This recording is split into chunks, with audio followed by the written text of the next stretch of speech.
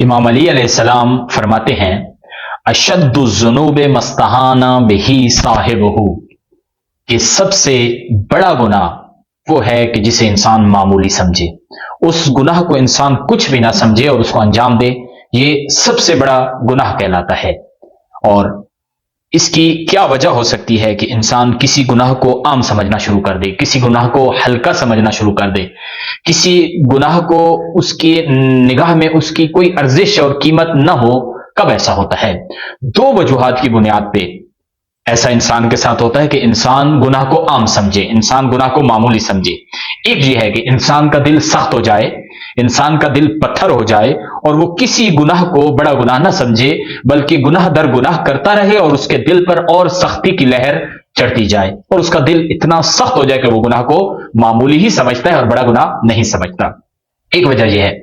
दूसरी वजह क्या है कि जब इंसान किसी गुनाह को मामूली और हल्का समझता है, दूसरी वजह यह है कि जब गुनाह आम हो जाएं, गुनाह मुआशरे में इस कदर फैल जाएं कि उनकी शिद्दत किसी की निगाह में ना हो और मौजूद ही ना हो किसी की निगाह में उनकी शिद्दत, गुनाह आम हो गया है, हर बंदा उस गुनाह को अंजाम दे रहा है, मुआशरे में यह गुनाह आम हो चुका है, अब उसकी शिद्दत नहीं है, उसकी अर्जिश नहीं है और वो गुनाह हर इंसान मामूली समझ रहे हैं और इस बुनियाद के ऊपर वो गुनाह दर गुनाह इंसान कर रहा है। ये दो वजूहात हैं जिन वजूहात की बुनियाद के ऊपर इंसान गुनाह को मामूली समझता है और इमाम अली अलैहिस्सलाम के फरमान के मुताबिक यही सबसे बड़ा गुनाह है जिसे मामूली समझा जा रहा है। इसी वजह से और इसी बुनियाद पर इस्लाम कहता है कि जब कोई गुनाहगार गुनाह करता है और वो गुनाह पोशीदा ना रहे बल्कि लोगों तक पहुंच जाए, लोगों की निगाह तक पहुंच जाए, लोगों तक उसकी खबर पहुंच जाए, तमाम मुआशरा और तमाम लोग उससे बाखबर हो जाएं, तो अब क्या करना है?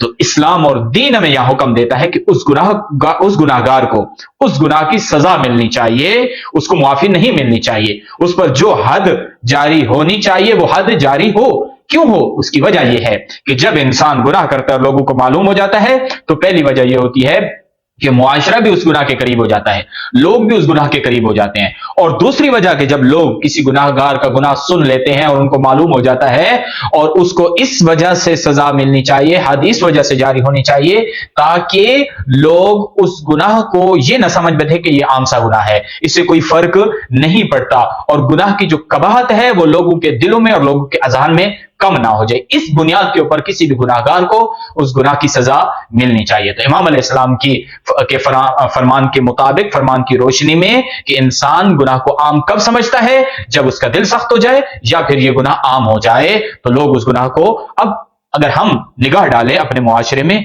कितने गुनाह आम हैं और हमारे नजदीक कोई कीमत नहीं है, मामूली है, सब गुनाह मामूली हैं और हो रहे हैं, आम हो रहे हैं। आप देखिए, पहला अगर मैं एक दो मिसाल अर्ज करूं, पहला कि अब महरम और नामहरम का रिश्ता वो क्या है? खत्म है, इसको गुनाह समझा ही नहीं जाता।